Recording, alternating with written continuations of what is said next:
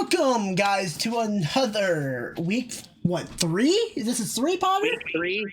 And what a crazy week 2 was. Holy shit. We have a lot to talk about. We got a lot of games to talk about for week 3. Welcome back, guys. It is Pick'em time, and it is me and Wolf doing the long episode to tell you exactly how maybe we feel about teams going into week 3 in the NFL. What a crazy week 2 was, Wolf. Holy crap. Very crazy week 2 was. Before we get started here, real quickly, I want to just make sure that everyone knows this is our opinions on the NFL. You might have a different opinion. Instead of putting them into my DMs, put them in the comment section because I'm getting sick and tired of that shit. Fans. Your opinions don't matter if you're Jets fans. Except you won this week, so I guess whatever.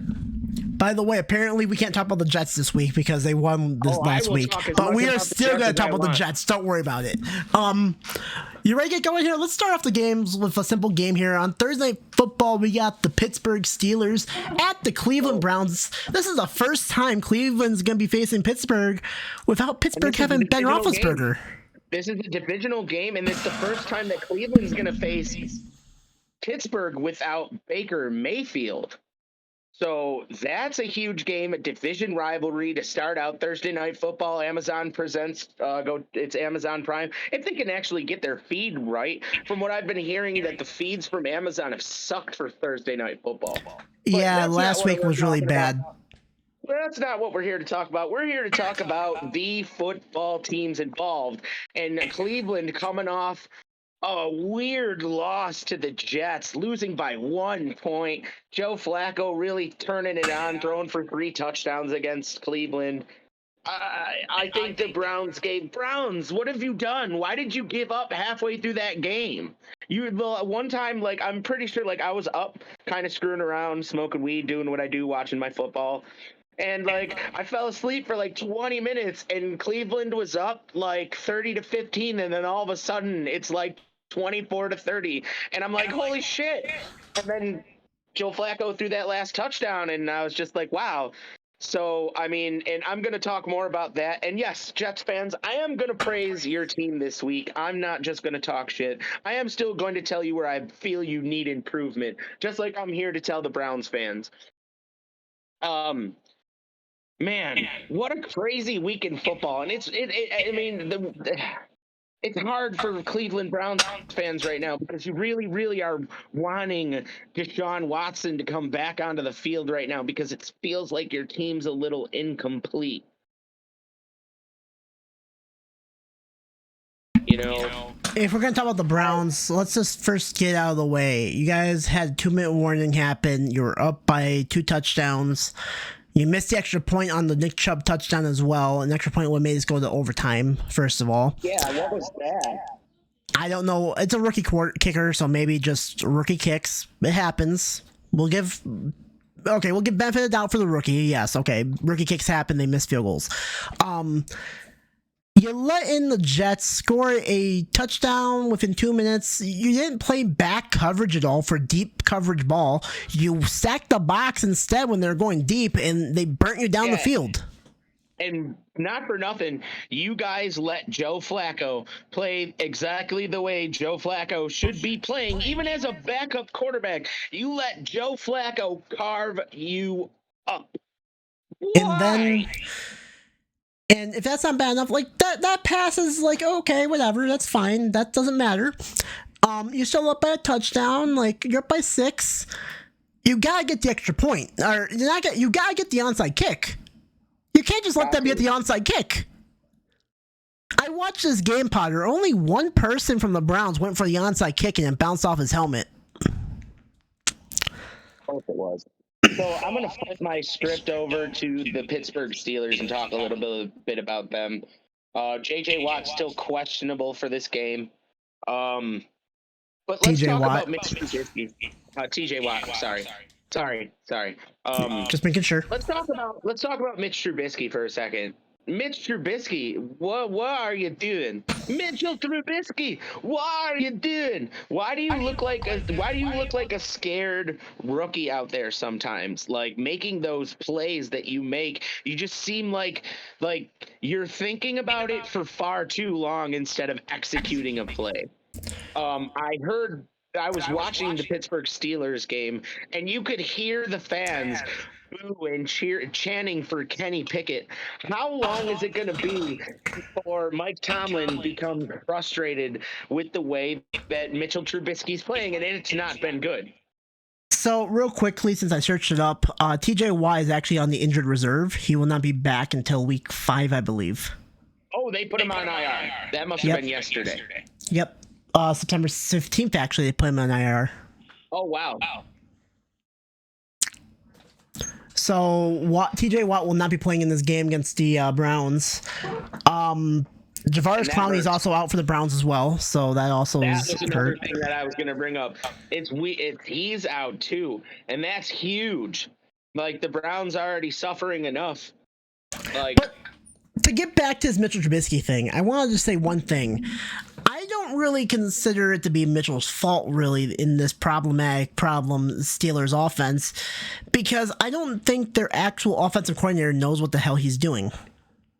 I agree with that in a sense of, but it seems like Trubisky's like okay, where he would execute, like where you would find another quarterback who would make that split-second decision, where it seems like he's just waiting. I was going through some game tape of Mitchell Trubisky playing with the Steelers offense last week against the Patriots, and they had these long passing concepts that were not getting open, in my opinion. The Patriots were all over it. Where is Trubisky supposed to go for the ball besides the check down, if we're being honest? Who does he really have to throw to? Like, no one was getting open. They were all like, let's give New England credit where credit's due. New England is a good team at zone coverage. You know, let's put it out there. So they knew what they were doing on zone. And Pittsburgh's, like, I mean, I know George Pickett is like supposed to be like your prize, like, rookie sensation receiver, and you kind of want Mitchell Trubisky to throw it up in between 3 defenders and hope that he can actually bring it down for one. But he's still a rookie receiver, and a quarterback like Mitchell Trubisky is not going to take a chance on that, because if it gets intercepted, that's going to be considered his fault in the end. Right. So instead of taking the shot, he goes for the check down. And what else can you really do? Like, the offensive coaching staff is not giving Trubisky like actual like plays to succeed with. Just long concepts that are not getting open because like teams aren't expecting it. And it's hard to get open in this league anyways in general, so it's like hard to say. But with these two teams, with Pittsburgh and Cleveland, you gotta talk about the defense, because those are where they pride themselves in most. Agreed. But if I had to take a team, I definitely am going to take Cleveland. I think Cleveland got embarrassed by the Jets in the last few minutes of that game last week, and they're going to be looking to make an example of a weakened Pittsburgh team. I completely agree with you. I don't think the Steelers' offense can really get anything going against Cleveland. The one thing that that Cleveland has for them that the Steelers don't is that they have their star player that's on the defensive line, Myles Garrett, still going to be playing in this game, whereas the Steelers don't have TJ Watt. And last week against don't play Mason Rudolph. Steelers, don't play Mason Rudolph. My point is, though, is that if they don't have TJ Watt, and last week we saw against New England, they couldn't get a pass rush to save their life against the Patriots, which I don't think have a really good offensive line to begin with. Yeah, right. But is that going to be the same here? Because honestly, like, if Trubisky can get time, if and we know that what's his name's still playing, like Jacoby Brissett. If Jacoby Brissett's playing, he's got targets, man. Like, I'm gonna take Cleveland. I'm sorry, like that pass rush without TJ Watt is just horrendous. So yeah, I gotta take Cleveland as well. Hayward do all the work by himself.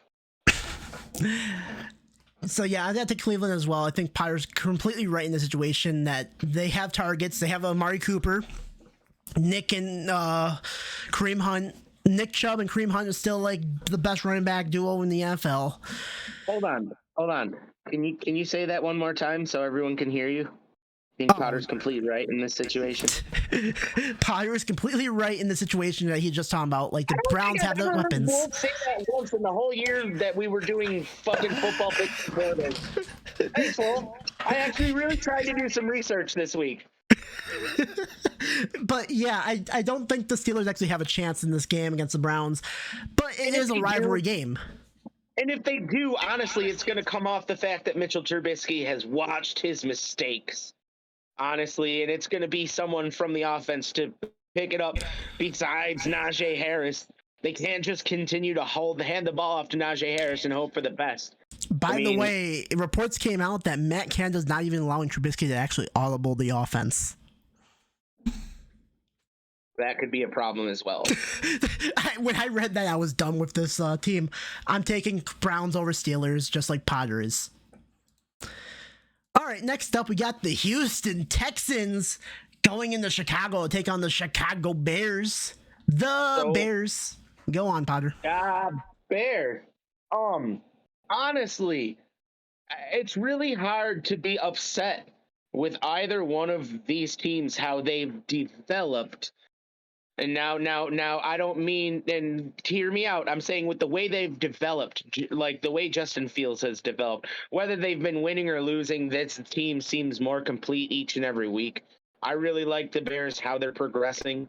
I can say the same about the Texans in the wake of losing Deshaun Watson. I think that they're going to be a better team with Davis Mills as long as Davis Mills can stay healthy.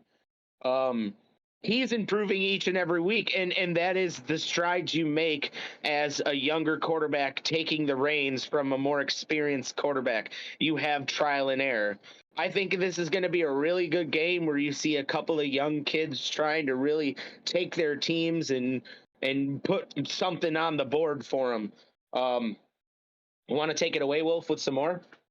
So I'm going to say this. Fields last week against the Packers did not impress me that much. I'm just going to say his stats real quickly, just to get out of the way. Only 11 passes, 7 completions, but 11 passes for 70 yards and an interception. Okay. I don't know if this is the... Go on. Again, as I was just saying, whether you win or lose, it's the progression that the team makes as a team. Okay, like Fields, it's not an individual effort. I think Fields in the long run is going to be great for Chicago because I love the way that he played in college. I've always, and that's not me like jocking the fucking Ohio State Buckeyes or whatever like that. I am saying a fact of I think that Justin Fields is going to, because we've seen flashes of him that he can be good. It's hard to be good when you barely have a line to protect you, though. I could say that for any other quarterback in the league. Josh Allen wouldn't be as good if he didn't have a line to protect him. You can see how it's affecting Joe Burrow in Cincinnati. If you don't have protection, how are you supposed to throw the ball? You have to make split-second decisions. And at least Justin Fields is competent enough to be able to make those split-second decisions to make his offense work. But we know in the NFL, it takes, you get maybe 3 years as a rookie to really actually learn the system of your offense and start actually producing wins. Or if you show flashes. Justin Fields, I think this is a game where he has to come out and actually play good. I don't think the Texans really have an actual pass rush on defense. So they're going to have Justin Fields in the backfield and not getting a rush, not getting pressured. We're going to see how Justin Fields does against this Texans defense. As for Davis Mills, last week, they almost beat the Denver Broncos. That's something, just accomplishment all in itself. Davis Mills has shown a lot of flashes in the NFL so far as well. We've seen some of the great games from Davis Mills last year. I believe week 1 was also a good game as well against the Colts. I don't know who can win this game here. I almost said Pittsburgh. In Chicago, this is going to be a tough game. The Texans are in the right, they're in the right direction. They just need to actually start getting some, other pieces, really, around their team to really be a decent team. Deshaun Watson, I feel like, sorry to cut you off, I feel like letting Deshaun Watson go was the key for them to start building towards the future. Well, they had no choice in that situation, too, because Watson was gone regardless of how they tried to keep him. But still, I feel like them severing ties and really, really committing to Davis Mills. And like you said, Mills has been great. He has shown so many flashes of what he can be. I think they're not all the way there yet, but I think Houston's a great team. I think if they get a couple more pieces, they can be the team they were a couple years ago when they were going the playoffs. Yeah, absolutely. Sorry, my choo-choo fell off the track for a second. They just lost a lot of players in that playoff team. They're really trying to rebuild it right now, and I don't see them actually having players right now that are actually going to be game changers like JJ Watt was on that defense for Houston. And we both know how JJ Watt was a game changer for Houston in that situation in the playoffs. I mean, we've both seen it firsthand. and that happens. But there's a couple. There's Houston's drafted those guys before. There's no reason why they couldn't find another diamond in the rough again. I don't feel like it's completely out of the realm for Houston to be building another team that could be great again. I feel they have their and I don't say this a lot about football teams right now because I feel like a lot of football teams don't have their guy at quarterback. But I feel like the Houston Texans have their franchise quarterback in Davis Mills. I feel like they just need to put some pieces around him, maybe get a few pieces of defense, and in the next year or so, we could see the Houston Texans right back in the playoff picture. So, who do you think you're going to take here, Chicago or Houston? As much as I hate to bet against an Ohio State alumni, I just don't think the Bears are completely fully there. I like the way that they've been playing. I feel like I really encourage them to reach for I am going to take the Houston Texans here, though. I'm going to take the much more gelled, in my opinion, defense and offense. Now, I'm like kind of 50-50 on this because I know Justin Fields, like after last week, he had a bad week. No pass rush probably can come from the Texans defense. Justin Fields is going to show off, I think, in this game against Houston. Justin Wheels. Yes. Well, he has wheels, so it makes sense. Yeah, but I think that I feel like the more gelled team is the Texans. Houston. I'm sorry. Yeah, that's the problem we have with this game is that I think you're having a big game moment here for the Chicago Bears, but I do think Houston is the better team in the situation. So I'm gonna take my gut instinct. I'm gonna take the Bears. Not because I don't think they're better than Houston. I think it's their time to win something here. I think it's time for Fields to show off, and I think this is going to be the game where he can actually do it. So I'm taking the Bears over Texans. Since Wolf and I had a separate pick for the first time this week, I'm going to go ahead and let you guys know that Wolf is up on me by 2 games. If anyone's trying to keep check on that, I'm pretty sure if my math is correct, Wolf is beating me by 2 games. And if you guys want to keep track of that, you can keep track of the videos and like mark them down yourself. I'm not marking them down this year because I'm not really interested in trying to mark my picks down or Potter's picks. I just think that for funsies, it'd be nice to know every now and again, just because we've had a couple of different picks, especially because I've been so high on the Lions and high on certain teams. I've been high on the Lions too, though. Not as much as you, but I've been high on them this year at least. I live around lots of fucking Lions fans, so like it's hard not to be. We got the Las Vegas Raiders coming into Tennessee to take on the Tennessee Titans. I'm gonna let you take this away. Titans got blown out on Monday night by the Buffalo Bills. If I start talking about Tennessee, it's gonna get ugly.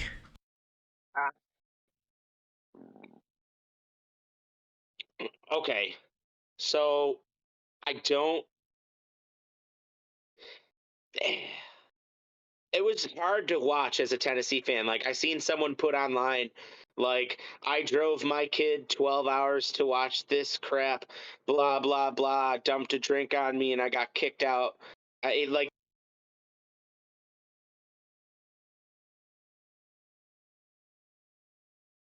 You good? Discord just cut you right off.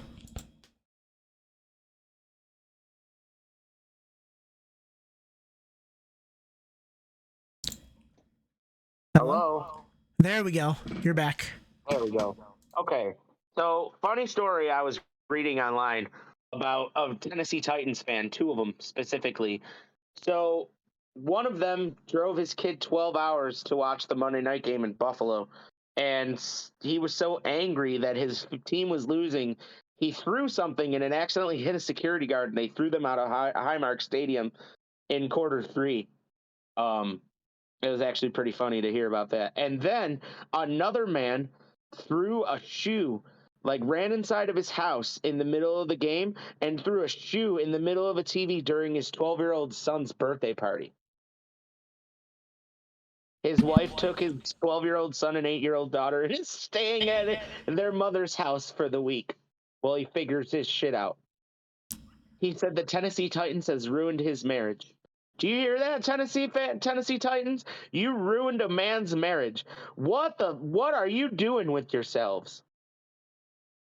You came in to Buffalo on a Monday night, and I seen everything that they were saying on their website about how they were going to steamroll through Buffalo and they were going to be the first team to do it because they did it last year. Derrick Henry's a beast. What happened, Derrick Henry? What happened? Did you get steamrolled by that Buffalo defense? Sure as fuck look like you did.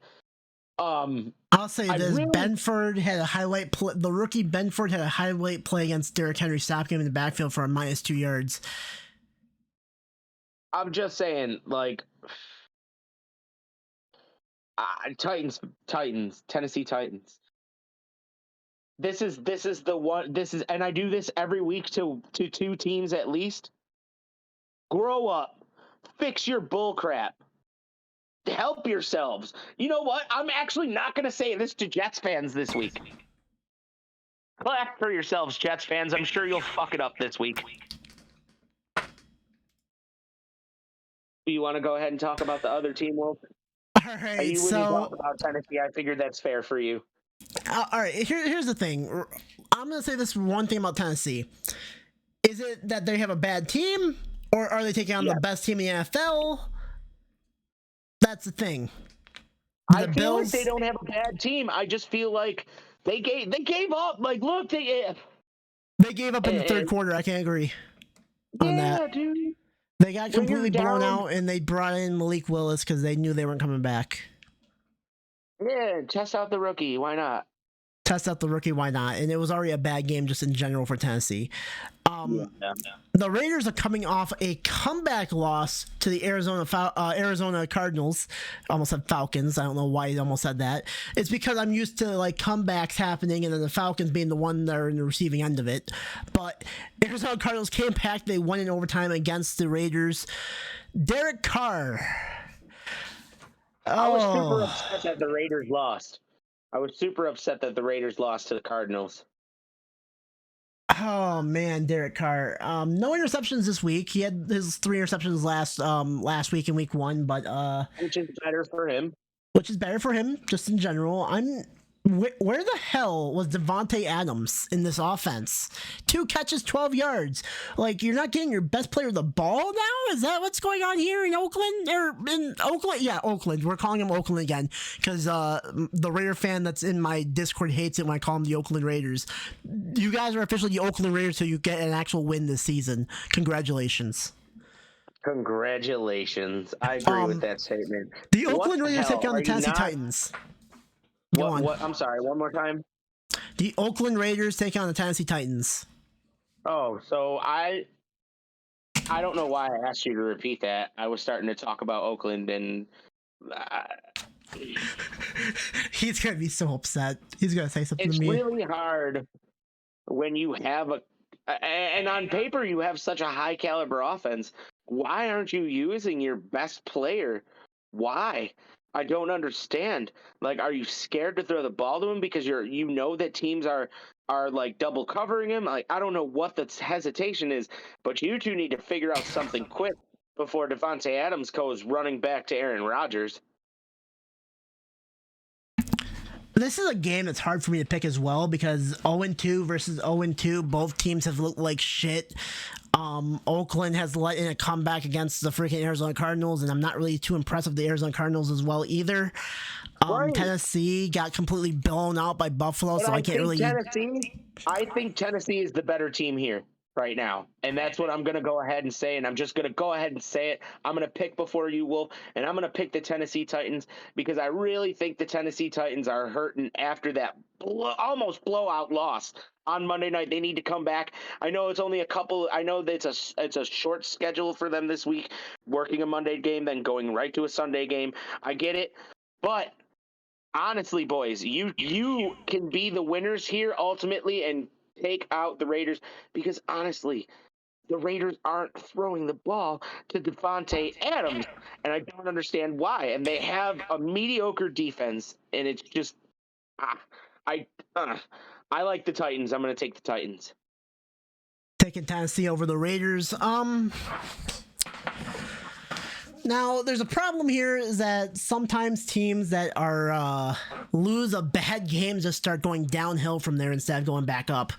And we could see that from the Titans from that loss against the Bills from getting blown out.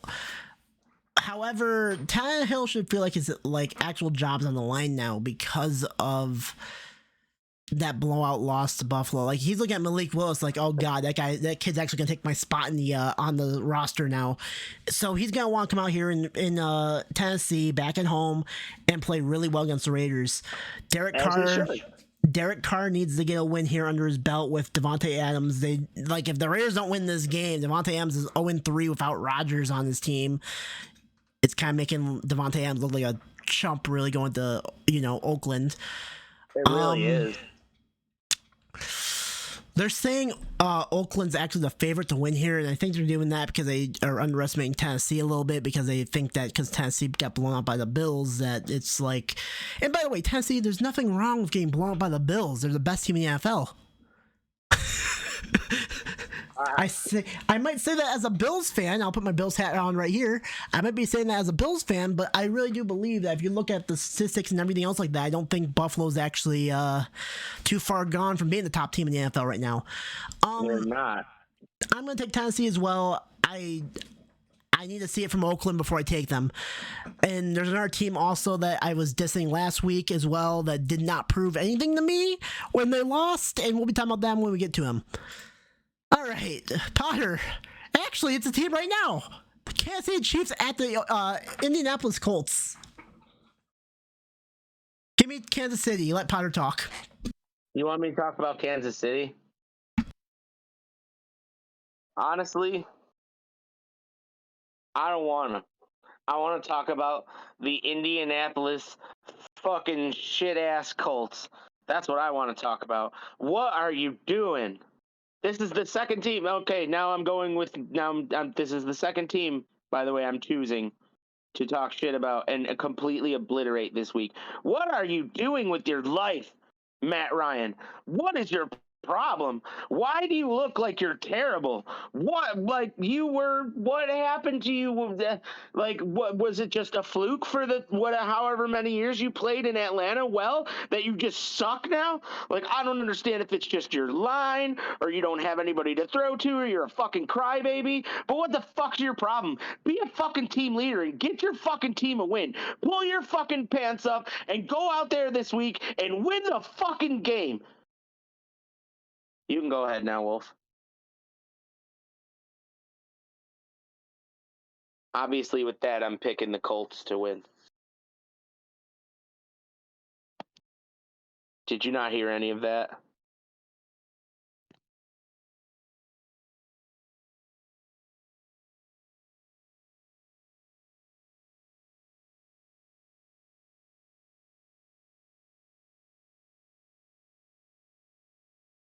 Hello? Sorry, I didn't know my mic was muted. But you're taking the Colts. Yeah, that was my inspiration to Matt Ryan to actually play good. So you think the Colts, after the last 2 weeks of how they played, they're going to go out there and beat Kansas City? I mean, it's a long shot, but I'm pretty sure. I'm only going with this because I think this is the trap game for the Kansas City Chiefs.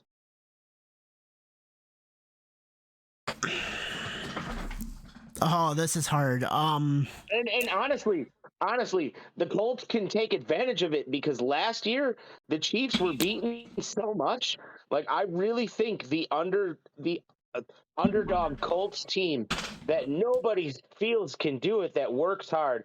I really feel like they could get their W this week against, honestly, like a Chiefs team who is, in my opinion, way too overconfident. I don't know if it's overconfidence or if they're just that good. I mean, let's take a look at who they beat. Last week they beat the Cardinal, or they beat the Cardinals week 1, and then week 2 they beat the Chargers in what was a close contest. And I'm gonna talk about the Chargers later on in this video, but if they didn't get that interception in that game, they would have lost that game. It wasn't like an easy contest. The Chargers are actually a good team for the Chiefs to play against. However, the Indianapolis Colts got 24-0'd to the Jacksonville Jaguars, a team that people are not looking at as a serious contender, a serious like actual threat. We'll talk about Jacksonville when we get there, because I think Potter actually has a lot more to say about Jacksonville than Indianapolis. So much praise. You gotta give them credit where credit's due. They did skink out the Colts. Matt Ryan looked like shit in that game as well. Matt Ryan has looked like shit since he went there. They're not giving the ball to like Jonathan Taylor. Like, let me look at how many yards Jonathan Taylor had. How many carries did Jonathan Taylor have? Let's see. Jonathan Taylor had only 9 carries for 54 yards. Not good. I'll say this. Tennessee, like I said about Tennessee earlier, they still were giving the ball to Derrick Henry even when they were actually losing by 2 scores. You gotta keep getting your main like guy the ball. That's the whole priority here. You gotta get your superstar the ball. Why do you think in critical situations the Bills put the ball in fucking Stephon Diggs' hand just because he's a critical player? However, I think the Colts' problem is that they do not see Jonathan Taylor as their main star on their offense. Yeah, they're putting the ball in the wrong person's hand, and it's Matt Ryan.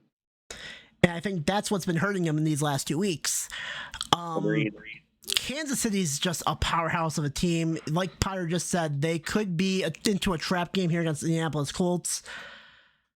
I think the safe bet here is take Kansas City. Potter's taking the Colts. I understand why he's taking the Colts in a trap game. I'm going to take Kansas City. I'm going to take Kansas City. I just thought about it. I don't know. So I'm going to kick myself in the ass, but I'm going to take the Chiefs. I was taking the Chiefs as well, but I was going to say this about the Colts. I feel like this is the same thing as the Phillip Rivers situation like 2 years ago, where the Colts went like 1-5, I believe, to start the season, and then they somehow made the playoffs. This could be another situation of that, but we'll have to see as time will tell for these Indianapolis Colts team.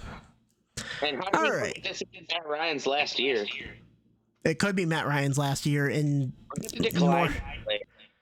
more aspect of the Phillip Rivers, Matt Ryan project here in Indianapolis. And once they lose Matt Ryan, the Colts probably should tank for a quarterback. They should draft one. Just saying. I don't know why they gave up on Carson Wentz so fast. I don't know why either. I think Carson Wentz was actually a good quarterback for them, but they just gave up on him too early. Up next, the Buffalo Bills heading to Miami, take on the Miami Dolphins. Man. And this is going to be an interesting game. The Dolphins are 2-0. But Xavier Howard is questionable going into this game. I don't know if he's out or not yet. I did see something there. He was questionable. He is questionable to play. Yep. And somebody from the Bills, I can't remember if he got suspended for a game or Bobby 3 Hart. games. Got suspended for 3 games? For a game. I thought it was 3. He swung at a player and accidentally hit a Titans coach after the game. Yeah. That's crazy. He's a backup lineman, though. I don't know why he was even in there. Obviously, it can be appealed, but, like, that's not, like, I don't know if that's, like, the way that any of Buffalo's coaches want to handle that. So I'll tell you right now, I feel like Bobby Hart's future in Buffalo's probably not. Yeah. It's over if the Colt. I don't think he's going to be around that much longer. However, Miami fans, it's put up or shut up time. You somehow guys beat the Baltimore Ravens, and we're going to talk about that game in just a minute.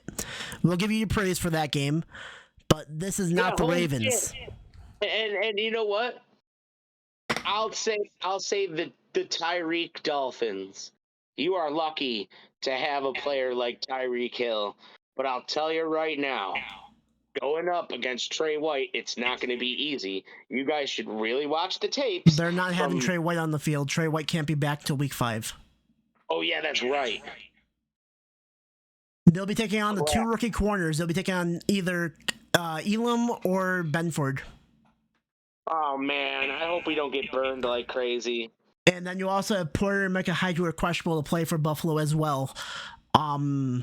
Like I said, injury prone. The Bills are very injured coming up for this game on defense. Dane Jackson, they say he's questionable to play. I am personally just going to rule him as out just because of that injury last week. Absolutely. And by the way, I am thankful to God that he's not actually critically injured after what happened, and I am hoping he has a speedy recovery if it's more than what we know.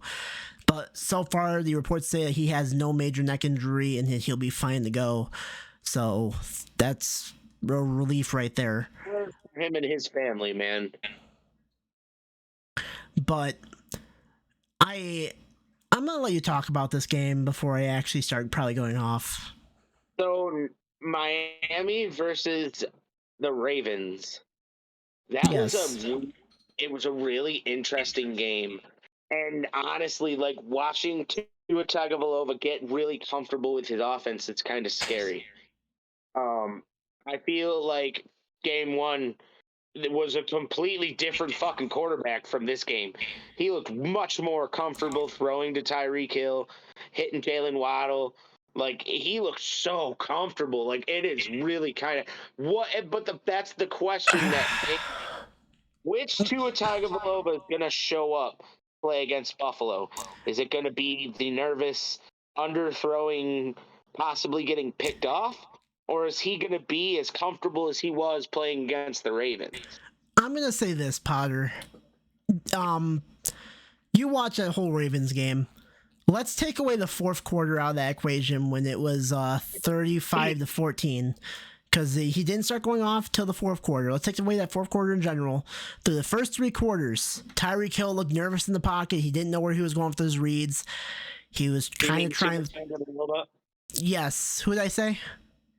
Tyreek Hill, but that's okay. Tyreek Hill, he didn't look like he was actually throwing Tyreek Hill. It didn't look like he was trying to force the ball Tyreek Hill. Tyreek Hill only had like 2 receptions for like 38 yards or something like that. Tua wasn't really throwing that way. He was like trying to hit his checkdowns. He was trying to be safe and cautious. In the fourth quarter, I think Mike McDaniels just told Tua, you know what? We're down by a lot anyways. Just throw it up the fucking Tyreek Hill. Let's see what fucking happens. And that's all he fucking did. Which kind of makes me nervous. It does. It makes you nervous in a way, but at the same time, it's like Buffalo is one of the best teams at stopping the deep down pass down the field. So I don't know how I'm going to feel about this because I don't think Tua can actually beat them with a check down throw game, if you get what I mean. However, right, Tua... If Tua plays check down game with the Buffalo Bills, they are not going to win. They need to utilize Jalen Waddle and Tyreek Hill, their deep threats. Tua needs to be comfortable throwing the ball in the air like he was in the fourth quarter against the Ravens, or else there's what the fuck. This is going to be an interesting game for Miami because this is put up or shut up time for the Dolphins. This is a game that the Dolphins cannot really lose if they want to prove they're actually legit in the AFC. If they lose this game, okay, here, let me rephrase this. If they lose a close game to the Buffalo Bills, there's no shame in that for Miami. Does that make sense? I agree with that. If they get blown the fuck out, the Bills blew out the Titans this past Monday, then what does that say about Miami? It says a lot. Now, Dolphins fans will be like, well, if we get blown out just because Buffalo's the best team in the NFL, you guys want to be top 3. You guys are being compared to the top 3 teams in the AFC. You don't want to get blown out by the best team in the NFL, guys. It's not a good excuse. As for Buffalo, let's just say this real quickly. Dominating performance against the Titans. Dominating performance against the Rams. I, as a Bills fan, expect another dominating performance against the Dolphins. I expect it to not be easy, though. I don't expect it to be easy, but I expect by the third quarter we're winning 23-7. We'll see. Now, the only thing that might be scary is Tyreek Hill and Waddle being covered by two rookie quarterbacks who've been really great against the Cooper Kupp and against freaking the Titans, who didn't really have that many receivers, but still, you gotta mention it. I think this Bills defense is built on the fact that, like, the way their schemes are playing, it just suits these corners really well.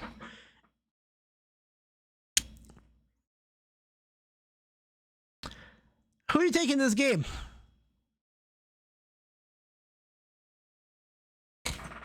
As Discord decides to make you a mute again.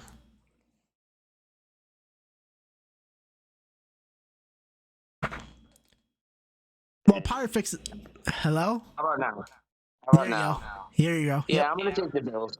You're going to take the Bills? I'm taking Buffalo as well, too. Tua had one good quarter.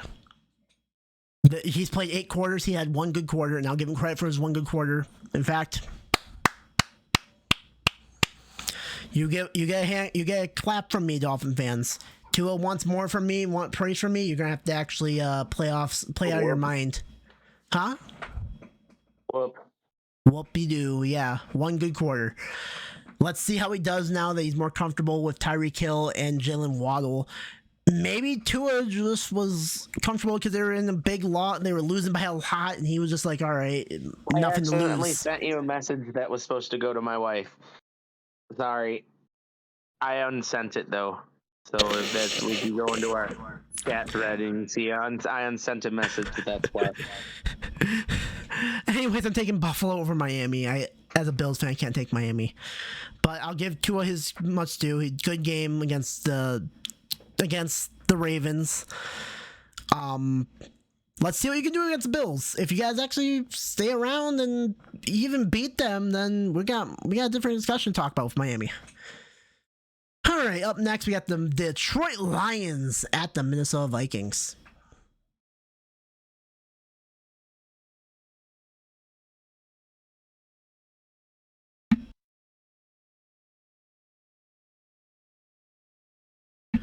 I'm starting to think Discord just hates you. Hold on, let me just do this real quick. Let's see if this helps. Hello?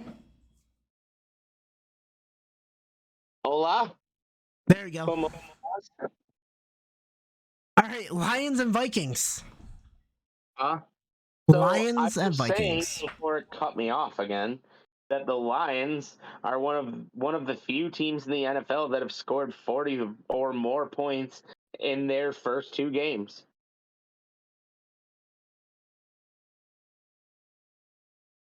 Yeah, they scored 35 and 36. Yeah. That's crazy for the Lions. And the fact that they came really close to winning week 1 and then dominated completely in week 2. Like, there's still some weak spots there I can see, but I'm really proud of this Detroit team. They've really come into their own. Lots of good pressure on the quarterback from that rookie they got from Michigan. Like, there's just a lot going on here in Detroit right now. And it's really big. Like, this is the best the Lions have been in a long while. So, Aiden Hutchinson, the rookie that got the 3 sacks, is questionable play on Sunday against the Vikings. I know that, but I think that he'll play. I every time it says questionable, I always think they're gonna play. Besides, like, players like Dane Jackson, who they're saying is questionable, but I just don't see him playing after his injury. He had crazy neck injury. Why would he play? Well, because his neck injury wasn't that bad. Apparently, he had no broken bones in it. Yeah, but he should still let that rest a week. I would let it rest a week too, but shockingly, they said that he had no broken bones and it was just a stinger. So, man, Minnesota last week. I mean, week 1, you guys looked really good against Green Bay. Week 2, you had the Kirk Cousins curse of playing terrible during prime time, so you lost to the Eagles. This isn't prime time, though, and you're taking the Lions. I called it. I said that Kirk Cousins was going to go right back to being the same old fucking Kirk Cousins. So And it's funny. It's funny, Kurt. And I'm gonna say this directly to you. I'm so waiting for the day that Kellen Mond takes your job. Kellen Mond, I think they would actually draft a quarterback. That Kellen Mond was okay. I know they drafted him, but he was like a late round pick, I believe, right? Yeah, but Kellen Mond can be good. I think they're sitting on him. I think he's going to be better than Cousins. Well, only time will tell. We'll have to see if he ever gets to play because Cousins decides. Yeah. Because here's the thing with Cousins, he has bad games, yes, but at the same time, he has awfully good games that people are like, okay, Cousins might actually be the real deal, and they take a chance on him. And that's the problem the Vikings are having, is that they get stuck in with the games where he has good games. Right. Jared Goff right now has over 407, after 2 games, has 471 yards passing, 6 touchdowns, and 1 interception. Yep. Who you taking, Detroit or Minnesota? Detroit. Detroit? You think it's gonna be an easy game? No, not at all. It's gonna be a test. This is like you were saying about Miami. This is put up or shut up for Detroit fans. This is a division game against a division rival, and they really need to play well. I think that Jared Goff really needs to start making better moves. He really needs to start making better plays. I think he played better this past week, but I'm still saying, like, it'd be nice for them to win by more than 9 points. You know what I'm saying? Okay, so like, where it's like 40 to like, whatever it was. Is this a must-win? Is this a must-win game for Detroit then? Yes. It's a division game. Any division game in the division rival is a must-win for the team. Yes, but I'm saying to show off like progress that their team is actually getting better. Detroit, yes, this is a must-win for them, in my opinion. And I'm not saying that Dan Carpenter's job or Dan Campbell's job is going to be on the line or anything like that, but I think this is going to be a great way for him to showcase what he's done to change this Lions team as a whole. I'm taking the Lions. All right, I'll hop on the bandwagon with you for just 1 week. We'll see how the Lions do against Minnesota. I'll take the Lions as well. I do think Detroit needs to win this game, especially since I don't think this is the game where we're just talking about Miami and Buffalo, where if Miami loses, that this is that there's no like shame in losing to the Buffalo Bills. This is not the same case as that. It's not that serious. But what I'm saying is if Detroit got a win here, it would be really good to show what Dan Campbell has done to change this team as a whole. I said that once again so everybody could hear me clearly. My thing is that I think that the team that is the put up and shut time for Detroit to beat and like keep it close with is Green Bay. Right, but Minnesota's not that a step. Minnesota's a step down. Wolf. Yeah, I know Minnesota just beat Green Bay. Wolf. So what are you saying? Because I think Minnesota's better than Green Bay this year. I think that's a tough one. Yeah, I think if Detroit beats, because that division consists of Chicago, Detroit, Green Bay, and Minnesota. Correct or incorrect? Yes, that is correct. So I don't think the Bears are the best team in that division, and I definitely don't think after the two shit performances from the Green Bay Packers, they're definitely not the best in that division. So who does that leave, Wolf? I mean, that leaves the Lions and Vikings if you're not saying about Green Bay. The Lions could be the best team, in my opinion, in that division this year. Would be a huge step up from what they did last year. I got more to say about the Packers though, because I don't think the Packers are the worst team in that division, or not even like the third worst. The Bears are the worst team in that division, but I digress. I don't think that they're worse than Detroit. I don't think they're worse than Detroit and Minnesota. I think you're wrong. I think what happened. Okay, but here's the thing. 2 performances have proven that. They played decent against the Bears. We're not on that game, huh? They played good against the Bears. Oh, against the Bears again, the worst team in that division.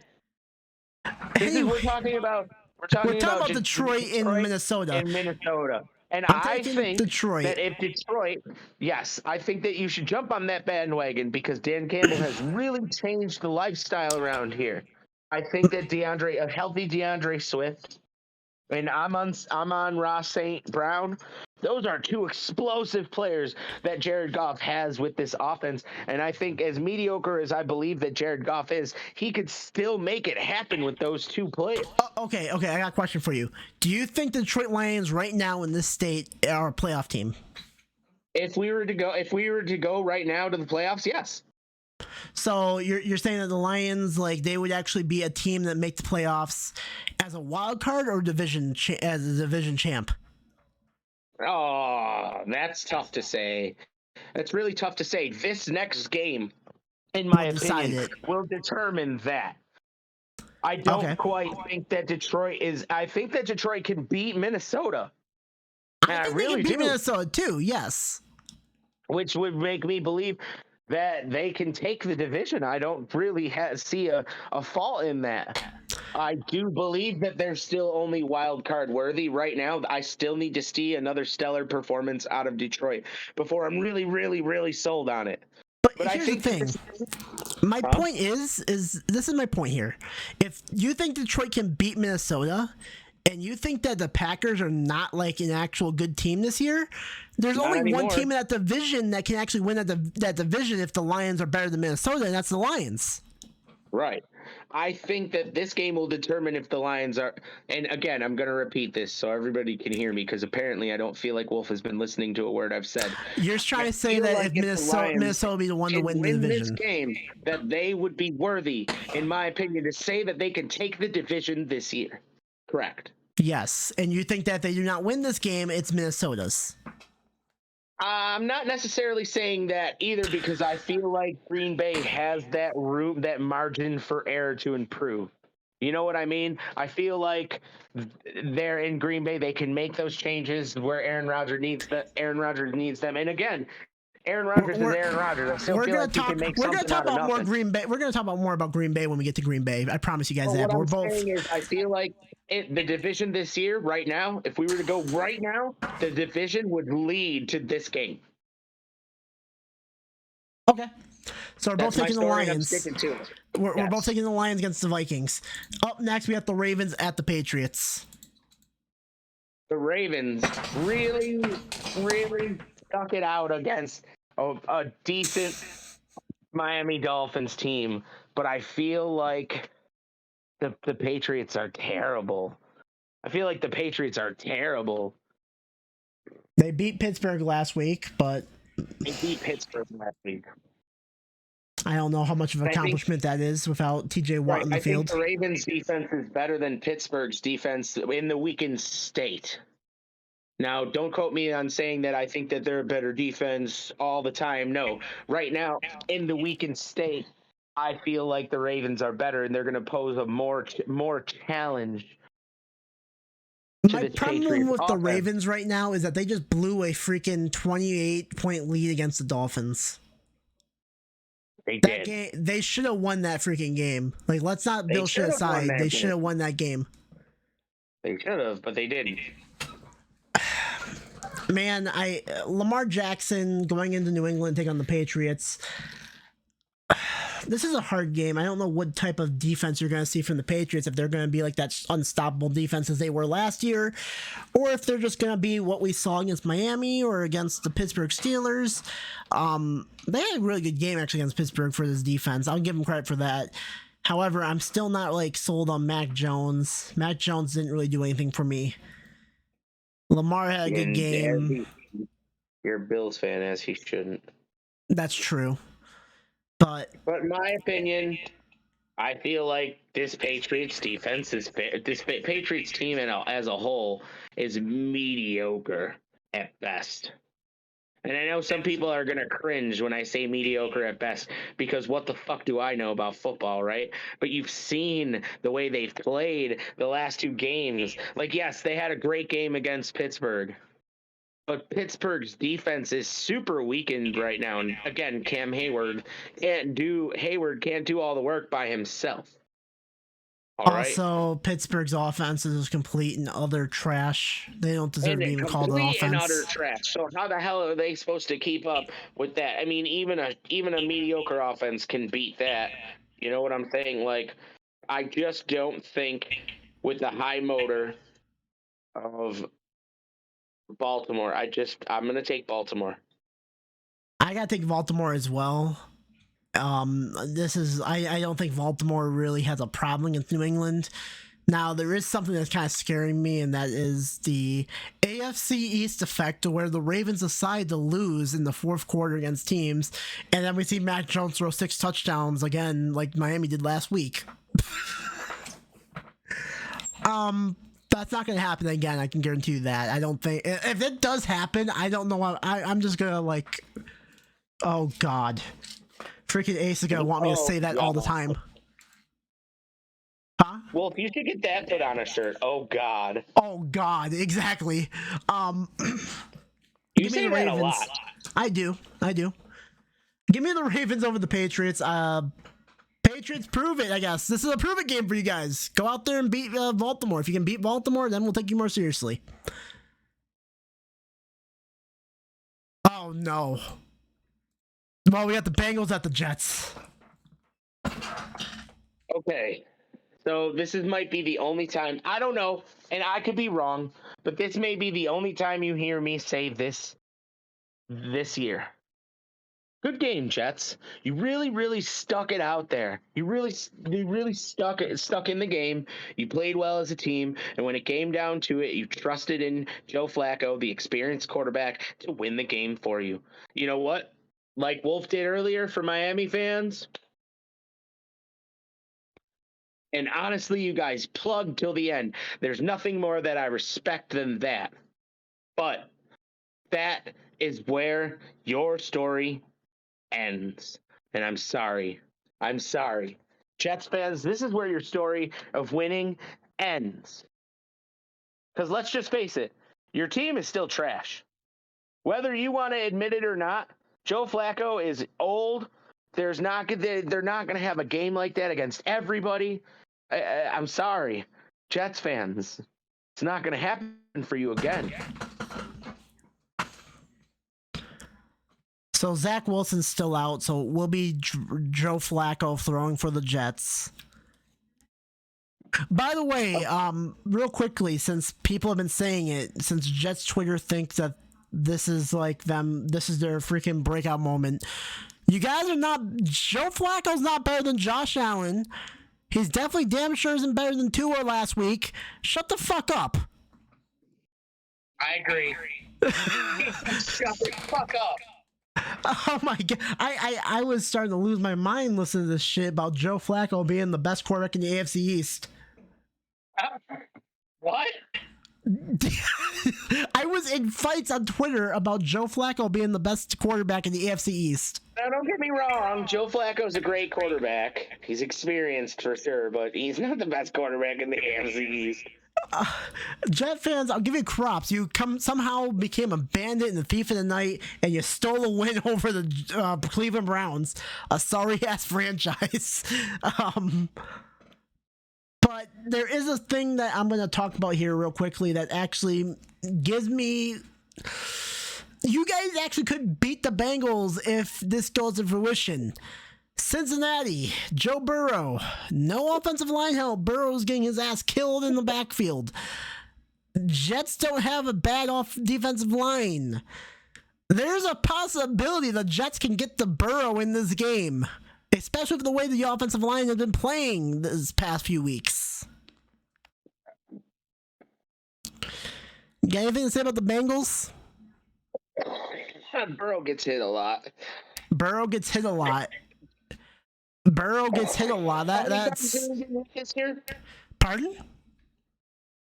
How many times has he been hit this year already? 16 times, I thought I read. I did not read anything about him about his hits. That's a lot. He took 7 sacks in week 1, 6 sacks in week 2. So that's 11 sacks. But how many times has he been hit? QB probably hits over what 20. Probably 20. I'm gonna say he's been hit at least 40 times. And that's Ooh. not good. Last year, what was he sacked? Like a high of like, what was it? What was it last year? I don't want to say an extreme number because I don't want to like look like an idiot. But So I want to against the say it was in the high Cowboys, 50s. there was 9 hits on No. the quarterback against Burrow. I'm looking up the stats to see how many times he got hit. So nine times against the Cowboys last week. No, let's talk last year. Last year? Yes. Burrow was getting hit a lot last year too, though. I know. That's what I'm saying. Like, but how many sacks on him last year? Because it's in the high 50s. Like, it's a high amongst quarterbacks. Like, he was first in the league in the quarterback sacked. Like, it was bad. Like, somehow, some way, this man still had the talent and will to get to the playoffs and to the Super Bowl. Like, why wouldn't you fix this mistake from last year that you have no offensive line? Oh, you went and got Cody Ford? Really? You think Cody Ford's gonna save your offensive line? He's fucking trash. So the sacks last year was 51 sacks for Burrow. Yeah, that's a lot. That's a lot. They went out and you they the also next got quarterback that got- Collins. I bet you he's got at least 10 or 15 on the next quarterback. I'm not searching that up right now. But I'm just saying, I bet. And that's a lot. You think Cody Ford's going to be the answer there? No. Not by a long shot, man. Is Cody Ford even starting for them? I don't even know. Cody Ford's not even. Where do you see about Cody Ford? I thought that he was there. He's not even on the roster. Linnell Collins is the right tackle for the Bengals, and that's the man that said that he was going to be the bodyguard for Burrow, and he's let him get hit so many times. I wonder what kind of bodyguard he is. Well, Collins, the Cowboy reject. Cody Ford's in Arizona. Okay, that's where he went. Sorry, guys. I made that rant for no reason. I thought for some reason that he was there, but it really sucks. Like, you guys lost that center. Like, that really kind of killed you. Whitworth. Whitworth was in LA Rams. Yeah, but wasn't he? He was in Cincinnati, yes, but he wasn't with Burrow. But either way, that's the thing. Like, losing him really kind of killed you guys last year too. They lost. When was the last time he was actually a Bengal? Let me check. He got traded to the Rams. I believe it was last year at the beginning of the year.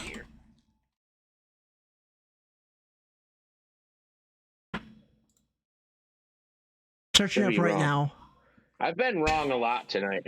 He went to the LA Rams in 2017. Okay, I should just shut my fucking mouth. You continue to talk. I'm definitely not taking the Bengals in this game, that's for sure. You're not taking the Bengals. You're taking the Jets over the Bengals. I really think that the defense of the Jets is just going to make it really difficult for Joe Burrow. I mean, this is a game where the Bengals need to win. They're 0-2 to start the season. They need to get Burrow and Chase on starting to go here, and the Jets really don't have a defense to actually stop that, in my honest opinion. In your opinion, but last week they played well. I feel like they played decently well, where they could play against a team like this. Yeah, against the Browns with a quarterback that was Jacoby Brissett. Yeah, that's true. Bengals, it is.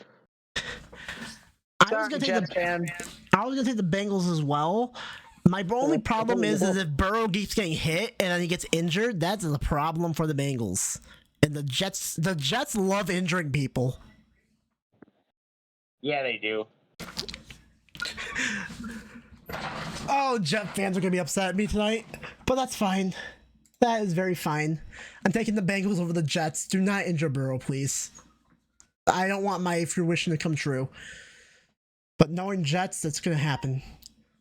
They tried injuring Hurts before the season started this year with the preseason game. Up next, we got the Philadelphia Eagles at the Washington Commanders. I only got one question for you, Potter. Do you believe in the hype in the Eagles?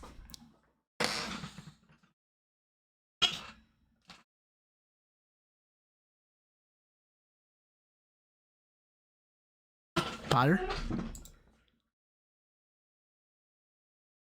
Discord, we love you. Oh, there we go. What? Do you believe in the hype in the Eagles? No. I don't even think Eagles fans believe in the hype of the Eagles. They've been playing really well, though. So, I mean... This team is top 3 in the top 10 rankings. They are 2-0. According to like some people, they're the best team in the NFC right now. Yeah, those people aren't very smart. Because there's going to be a time and a place where Jalen Hurts can't do nothing against anybody. And I don't think that's going to be this week, though. I think they're going to continue to roll along. I'm going to take the Eagles in a no contest. Okay, so my only problem with this game is that the Commanders have a good defensive line that can get to Hurts. They Chase Young couldn't beat the Lions. I'm not really sold on the Commanders. Chase Young, Jonathan Taylor, Montez Sweat. Same guys that played against the Lions. And Jared Goff still beat them. I believe Chase Young was actually injured for the game against the Lions. I think he's still injured. I'm going to check real quick to make sure. I'm still going to take the Eagles.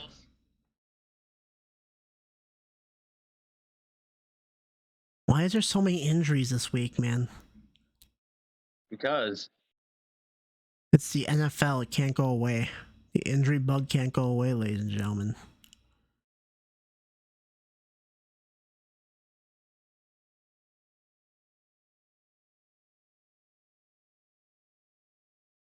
Where the frick are the...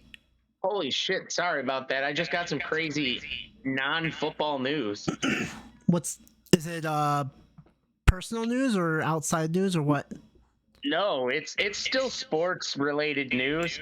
Chris Jericho is the new ROH World Heavyweight Champion. I seen it coming. I'm not surprised. Chase Young is injured.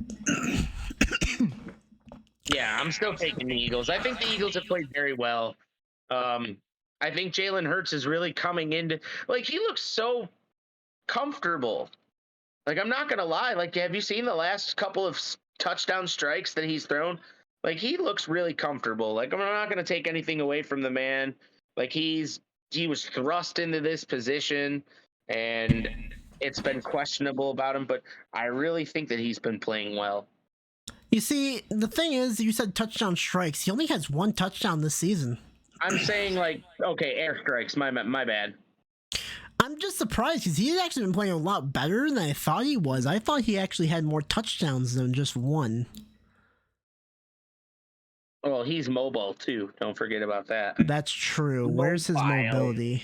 Where's his mobility touchdowns? There's his rushing.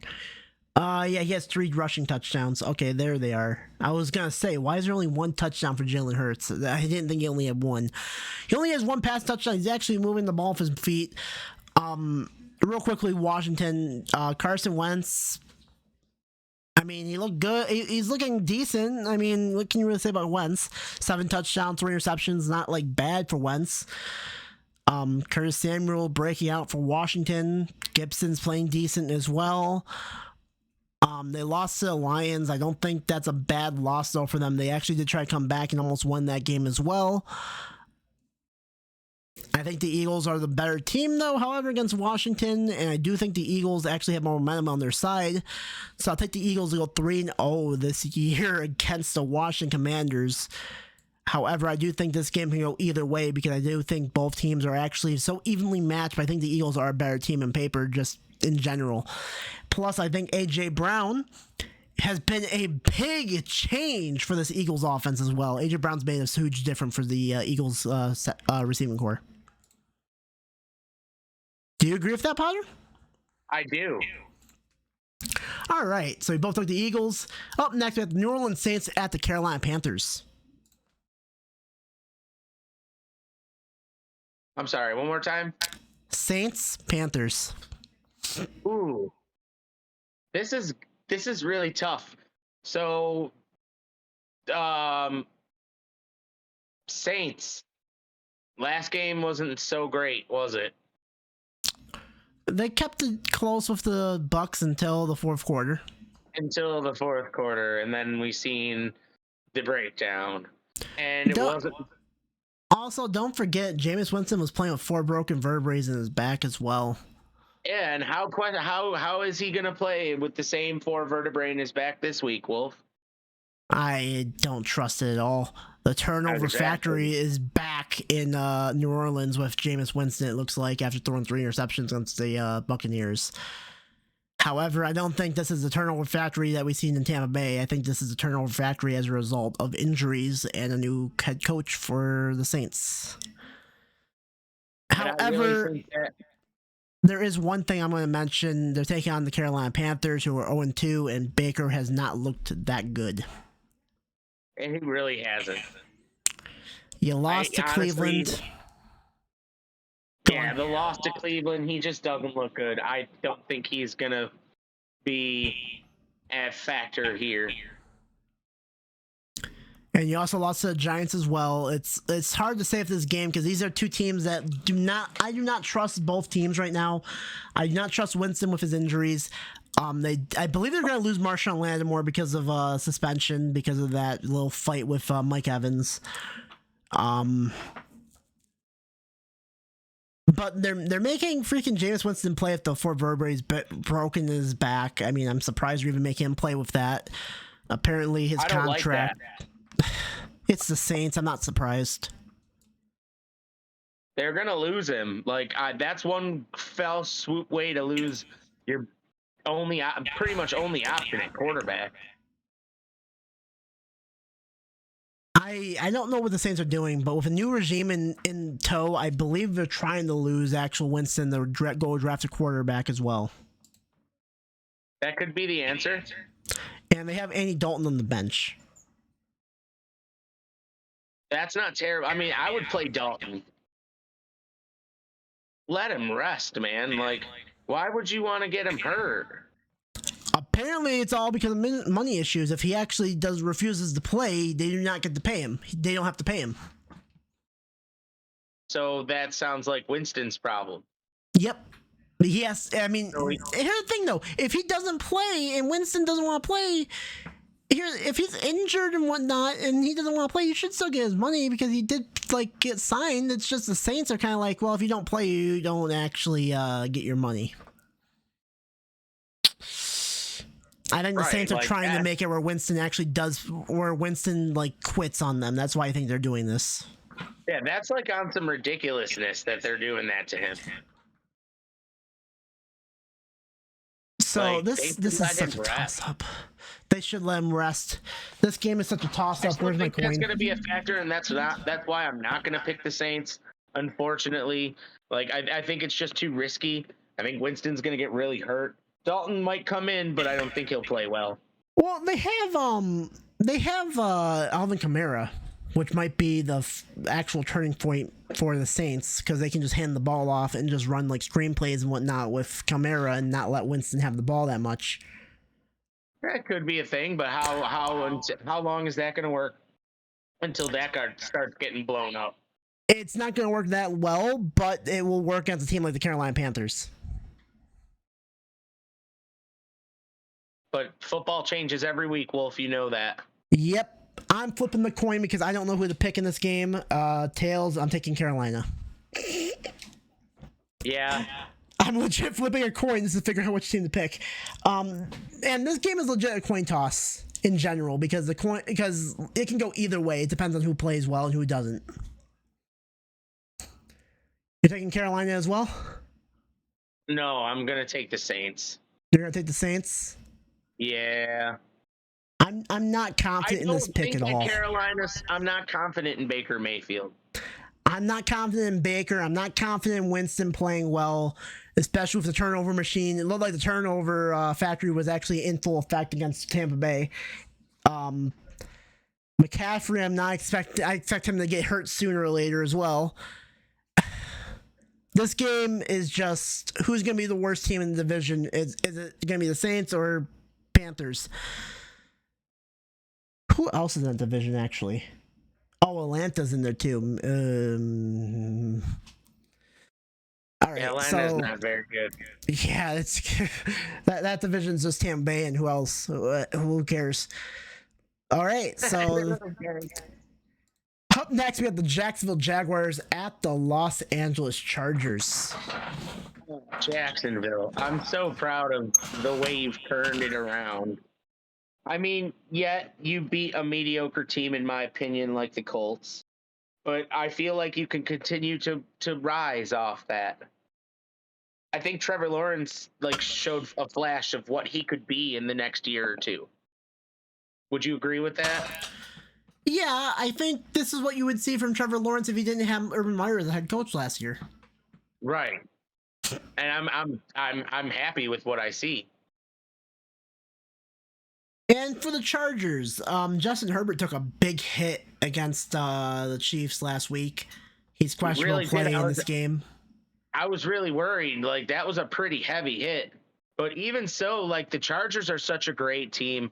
I think this is going to be it's going to be an uphill game for Jacksonville. This is going to be where we see them separate their really, really good players against their mediocre players. And this is why, because a team as high caliber as the LA Chargers, even Justin Herbert, I'm pretty sure he took a really big hit, but I think that he's going to come in and play this game. I think he's going to shake that off.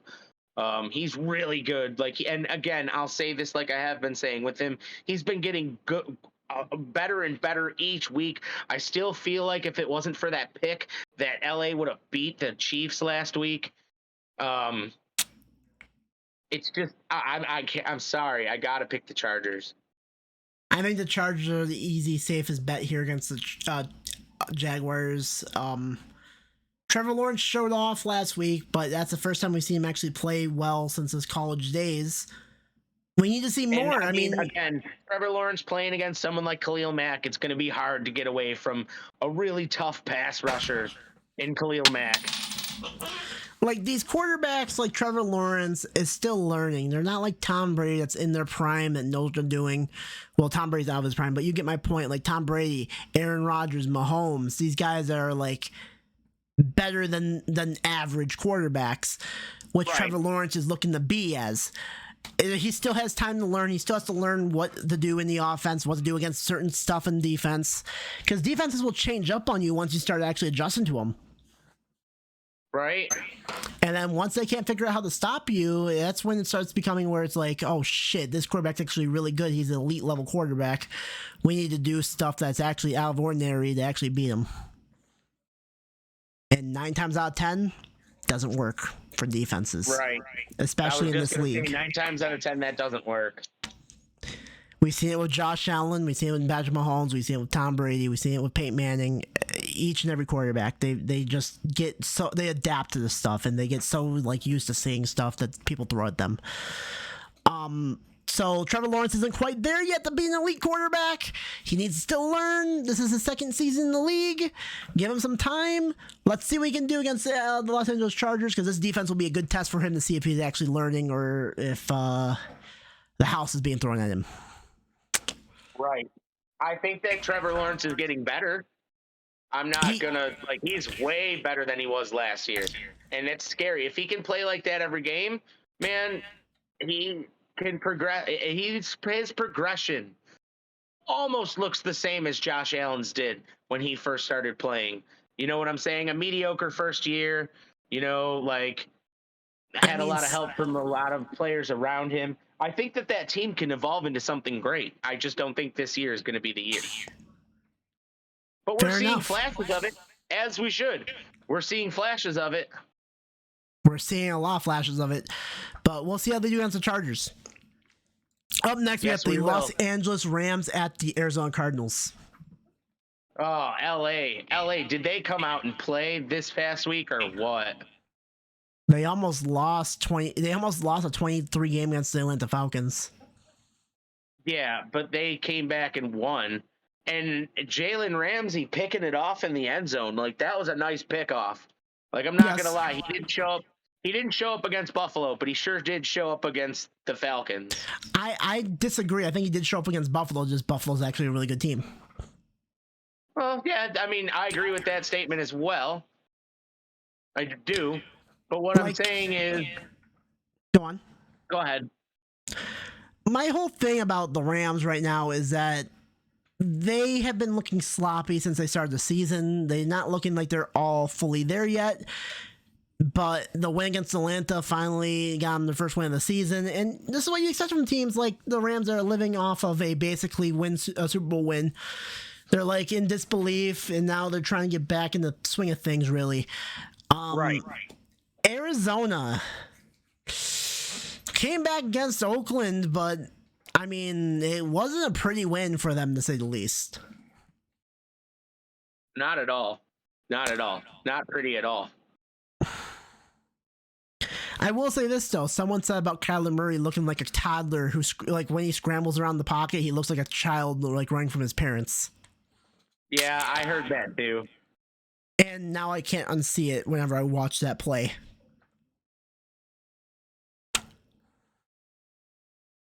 So, what do you think is going to happen in this game with the Rams and Cardinals? This is a division rivalry match. This is the first game of the season for these two teams. What do you think, Potter? I think the Rams are going to be the Rams, and the Cardinals, in my opinion, they're close. Like a lot of teams, but no cigar yet. I think Kyler Murray's still a little too young to understand, and he's coming in against a really seasoned Rams defense that wants to show that they're better than they are. You know what I'm saying? I think this is LA. I'm going to go with LA.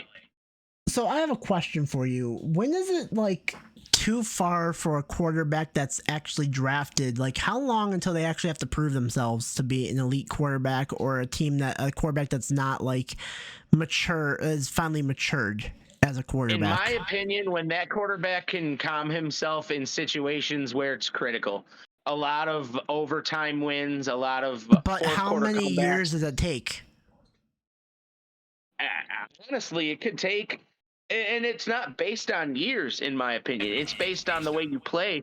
Are you going to come in and be an impact player immediately? Are you going to come back? Are you going to come in and your team's losing by 7 and you're going to take your team down the field in 45 seconds to score and then get the onside kick and score again?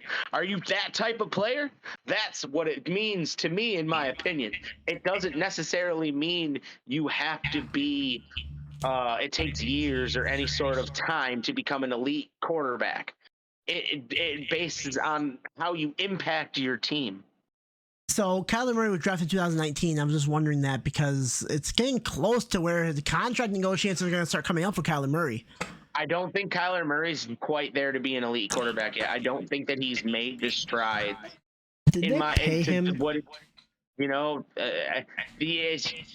I mean, you can be great. Like, he's a great quarterback, and he's going to continue to be great. But I still think he needs to find some sort of eliteness to himself, like where he can win in a situation and humble himself in a situation, like where he showed flashes of it. The one year where he threw that Hail Mary pass that he won against Buffalo, like that was a flash of where he could become an elite quarterback, in my opinion. But it doesn't take years. It takes more plays like that, and I just haven't seen that much out of Kyler Murray to determine.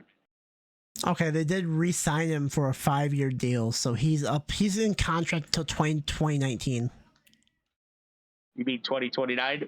2029, sorry. Same thing. 2019 already passed. Yeah, pass. I get so used to that stuff, but you get what I mean. 2029 is Kyler Murray. I'm just surprised they actually signed him with how he's been showing off and all that stuff. I don't really see any Murray. I mean, he runs around cool, but I mean, I just don't see it really with him being an elite quarterback. Now, he's good. Elite, I'm kind of like iffy on. I think he's a lot better than Baker Mayfield, if that makes people sleep at night. I think I gotta take the Rams as well against Cardinals. I don't really see it in the Cardinals. Real quickly, JJ Watt, he's questionable to play in this game. He probably won't play. He probably won't. JJ Watt's kind of in the tail end of his career right now. I don't think he's the same JJ Watt as he was in Houston. Not at all.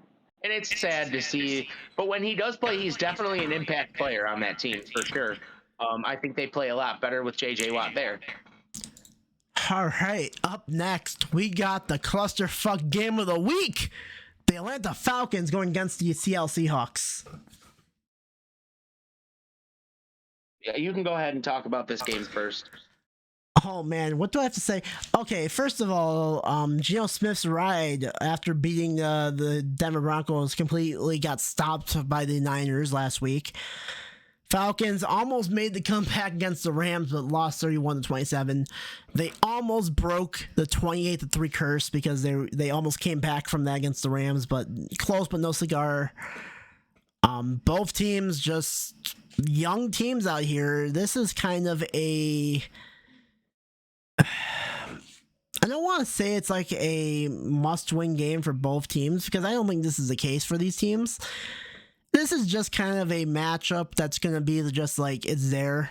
It's whatever. If you're a fan of these teams, you're going to watch it regardless.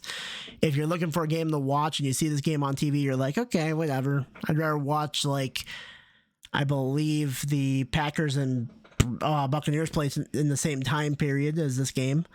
You'd rather watch that game than this game because this game is not going to be very clean, not going to be like the best of football to watch. It's not going to be like, it's going to be ineptitude on both sides of the ball on offense, I believe. Geno Smith not looking the greatest. Mariota not looking the greatest right now after the performance. Geno Smith had a good week week one against the Broncos, but after that, there's like question marks about it. I'm going to take Seattle because they're at home, but that's all I got to say about this game. Potter, how about you? I think that this could be the week that Geno Smith actually shows that he's deserving of this second chance. Same with Mariota. It really is either one of their games. They both played really mediocre, but I do feel like the better team here, in my opinion, is the Seahawks. They're the more, in my opinion, they have a better defense, a better offense. I think Geno Smith is better in critical situations.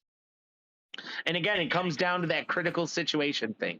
If he's better, in my opinion, and the fact that they played so well in week one, I don't think that they're going to be ready to be embarrassed again as they were. I don't think the Seahawks get embarrassed by bad teams, really. I think they get embarrassed by actual good elite teams. The Seahawks are a team that they can handle their own against teams that are on the same level as them, but they cannot be a team that's actually better or elite compared to them. Like if they're facing the Bills, for example, the Bills blow them out 9 times out of 10. No questions asked. But a team like the Falcons is not like on the same level as the Bills. They're definitely not on the same level as Seattle. They're kind of lower than Seattle, in my opinion. That's the whole thing about this game. That's why I took Seattle, because Seattle's at home. They have a better advantage here in this game, in my opinion. I know the matchup predictor on ESPN is saying that the Falcons actually are favorited to win this game for some reason, even though I believe Vegas has actually taken the Seahawks as favorite. Yeah, the Seahawks are taking as favorite in Vegas odds. But yeah, I got to take the Seahawks. I take the Seahawks as well. I'm going to say this as well about Atlanta. Mariota's only there to basically teach Desmond Ridder how to play football as a quarterback. Once it's next season, that team's Desmond Ridder's. So, take that as you will. You have an opinion on Desmond Ridder, Potter? No, not really. I haven't seen much of his play. Not even in college? Not really, no. All right. Up next, we got probably what people are considering the game of the week, which I don't think it is the game of the week because I think Buffalo and Miami is going to be better than it. But Packers at Bucks. Ooh, that is going to be a good game. This is going to be the game where Aaron Rodgers is going to get tested the most against a high caliber Bucks defense.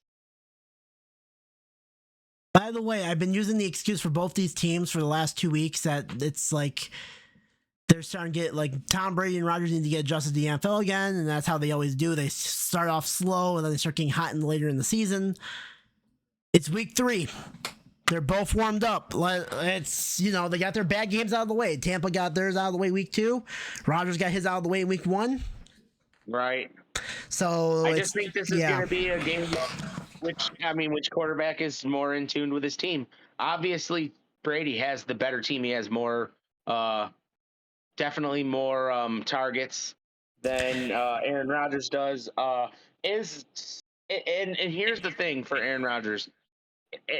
This week, here's the question that I asked last week. Is he going to be more trusting of his wide receiver core? Like, he's got to start getting the ball more to Randall Cobb and more to Sammy Watkins, in my opinion. Watkins and Cobb are both questionable play in this game. Oh, really? Tampa Bay is going to be without Mike Evans because he's suspended, and Godwin's still out. I know that. I knew that.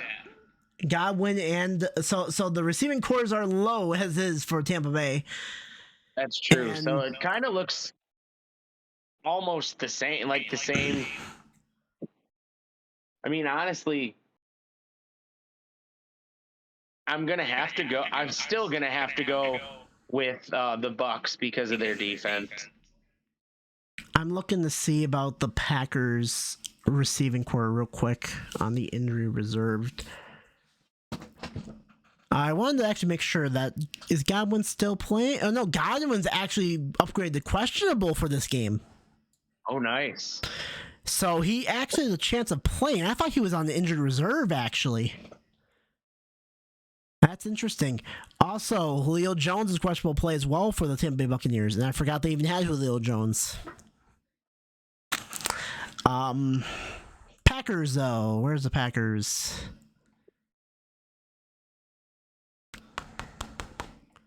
So many injuries this year, man. So this week. I've never seen the list this long when looking for people that are injured. It's kind of crazy how many injuries there are. Randall Cobb didn't practice on Wednesday due to the illness, so he's questionable because of that. Watkins is questionable of a hamstring injury, but he was on a limited basis on Wednesday. So I think Watkins is going to play regardless. Like, it's just a hamstring injury. That you don't usually not play for those situations. By the way, we were talking about like Rodgers getting his receivers involved last week against the Packers. He spread the ball out a little bit, and they caught the ball a little bit. Like, Watkins was the best receiver, had 3 catches for 93 yards, followed by Aaron Jones with 3 catches for 38 for 1 touchdown. Big difference right there, but he's spreading the ball out, let's just say, is Rodgers. Got the job done against the Bears. He's trying to get his young receivers a chance to really, catch the ball and prove themselves with him. So there's that. You said about how this game is going to be about which team trusts your team more, correct? Yeah, and I'm taking the Bucs. I'm sorry. Like Rodgers is going on McAfee's show, taking shots at his receiving core, and saying that these receivers need to step up. Whereas Tom Brady's kind of blame him though? He's angry. I don't blame him at all if his receivers are dropping passes. And then Tom Brady's just kind of just chilling, making plays, and just doing this, that, and the other. He might have off the field issues, but Tom Brady has probably still is the most level-headed quarterback probably in the league, probably not letting all that stuff get to him. So I think the Tampa Bay Buccaneers have a better shot beating the Green Bay Packers. It always seems whenever these two teams play against each other, though, one team actually falls and the other team actually plays really well. Last year was the Bucs that really dominated the Green Bay Packers. Could we see a repeat this year by the Bucs? Possibly. Or it could be just a close game in general because both quarterbacks got their bad games out of the way, and now it's time. And now it's throwing time for both quarterbacks. They want their MVPs back. Sunday Night Football. We got the Niners taking on the Denver Broncos. The Niners, man, starting for the Niners.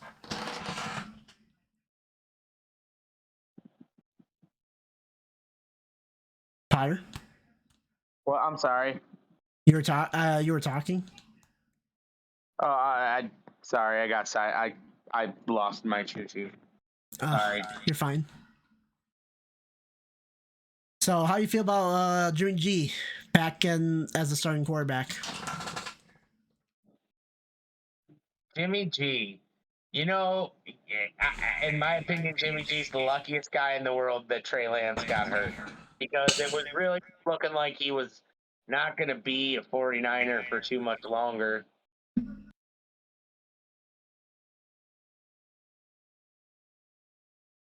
It really did. I mean, honestly, his future, in my opinion, was questionable.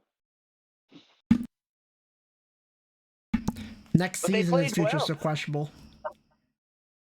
But the 49ers won this past week, didn't they? Yes, they did. They beat the Seahawks 27-7. They came out and played well. So there's no reason why they can't do it again in this game. So here's the thing about Jimmy G, and he's not the flashiest quarterback. He's not going to beat you down in the air, but he just knows what he's doing. He's a game manager. He gets the job done. And that's all the Niners really need in the as a quarterback. And I think Jimmy G's an excellent backup in that scenario. It's just some teams want elite quarterbacks because they know they got to take on teams like Patrick Mahomes and Josh Allen. And they know that in the Super Bowl, they probably can't get it done with a quarterback like Jimmy G. Right. That's why they drafted Trey Lance. However, Trey Lance is not looking the best right now, but I hope he gets better and hope he's actually good for next season. That's basically everything I gotta say. The Broncos, they got an elite quarterback in Russell Wilson. They got the most idiotic coach they can ever get in Bum Nick Hackett. Yeah, I don't like. You mean Nathaniel Hackett? Bum McFackett. Bum McFackett. I'm not a fan of him either. Don't feel bad. I'm not calling him by his actual name until he actually does something right. The offense was atrocious against Houston. Somehow they scored a touchdown when Russell Wilson decided to go against probably Bum McFackett's plays and went for the end zone and got a touchdown somehow. There's no excuse for how the Denver Broncos have been playing. They have an elite team. They have an elite quarterback. There's no excuses for it. This head coach is a freaking mess. And I hope this season goes by fast for the Denver Broncos, because if they go 7-10 is it? Or is it 7-9? It would be 7-10. If they go 7-10 this year, you gotta fire him. Just in general, this team could not go 7-10. This team should not go 7-10. They should be high in the 12s. Sadly, it's his first year as a head coach, so I don't know if they're gonna fire him right off of one bad season. Yeah, I agree. Man, I'm taking the Broncos in this game. I gotta take the Niners. I'm taking the Niners too. Just give me the Niners. I'm not taking Bum Hackett. No. Whenever Hackett, if Hackett decides to do something smart and actually start like coaching a game, then we'll talk about it. But before then, I'm taking anyone that takes on the Denver Broncos, unless they're a trash organization and team. I'm more than likely taking the opposition. So give me the Niners. I agree. And as for Monday Night Football, we got the Dallas Cowboys and Cooper Rush taking on the 2-0 Buffalo. Wait, no, hold on. They're not the Buffalo Bills. Oh, they're the New York Giants. This is going to be a good game. Another division rival. I must say, I hate to cut it short. I have a small issue going on right now, but I'm going to leave you guys with this. I really like the way that the Giants have been playing recently. I like them a lot. I think they can steamroll through this Cowboys team, and Cooper Rush will be nothing. I'm really confident in this Giants team. I'm going to have to take the Giants over the Cowboys. Have a good night, Wolf. I love you. All right. Take care, Potter. Have a good night. Bye, guys. Have a good night. Happy pick'ems on Sunday. All right. Well, Potter had to go, sadly. But hey, I'm still here. We got one more game to talk about. Cowboys and Giants. I made the joke about them being the Buffalo Bills, but honestly, Brian the Ball has made this Giants team into something fun to watch. This team does not die. They do not stay down. This team is actually decent. Cowboys last week, somehow, some way getting the job done against the Broncos, or against the Bengals. My bad on that one. They beat the Bengals, though, with Micah Parsons basically carrying the load for the Cowboys and Cooper Rush not shitting his pants against Cincinnati. Man, this is going to be a great game on Monday. I think this is actually a really great ESPN Monday Night Football game, and it can go either way of the Cowboys and Giants. I like the Cowboys, actually, for this game because I think they have the better roster, but at the same time, I do not think they're well coached. I think McCarthy is not actually a good coach for the Cowboys. I like Cooper Rush. I won't lie. I think Cooper Rush is going to show off, and I think he's actually a decent backup. He's trying to steal a starting job from Dak Prescott. We all know Dak's going to come back and he's going to be the starter for Dallas, but he's made compared to what Dak did with this offense against the Bucs to what Cooper Rush is doing with the offense has been night and day different. I don't know if that's Dak Prescott or if that's just the offense changing the play calling because Cooper Rush is in and it's actually working. The Cowboys have the better team on paper, but I think the better coach goes to the New York Giants. And I think the 2-0 start for the Giants is proving it. And I'm sorry, Cowboy fans, but I think I have to go with the New York Giants and Brian DeBall. Which I'm not a big fan of the New York Giants. And I thought I would actually hate Brian DeBall as a head coach.